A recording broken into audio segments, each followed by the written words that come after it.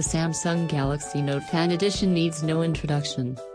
In fact, no device we can think of has garnered more visibility while its actual release was so limited in size and scope. The Galaxy Note Fan can arguably be tagged as a simple reincarnation of the Note 7, and that is certainly a valid observation. Samsung chose to refurbish a large selection of returned devices.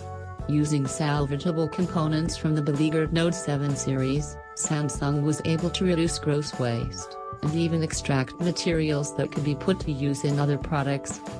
During the time that was taken to tear down, reclaim, and recycle all the returned stock, Samsung continued to make progress with its other smartphone products, particularly with its flagship Galaxy S series.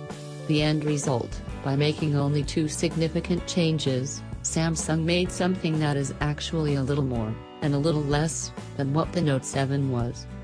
Iris scanner and Bixby. Still not quite up to par.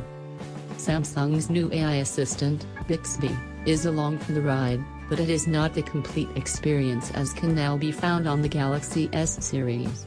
Rather, it is Bixby Home and Reminders only, with no voice assistant.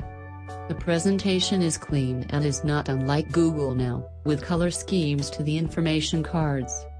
How it performs long-term will depend on how much you use it, as well as how Samsung feeds its AI engines over time. For early days, without the voice interaction, Bixby Home and Reminders seems to have more in common with Blink Feed as found on HTC devices. Iris scanning is available, with all the benefits and limitations of that feature. We will not call it half-baked, but it is not convenient since the Note Fan has to be held a certain way, at a certain distance, at the correct angle. The front-mounted fingerprint scanner in the home button is far more reliable. Processor and memory.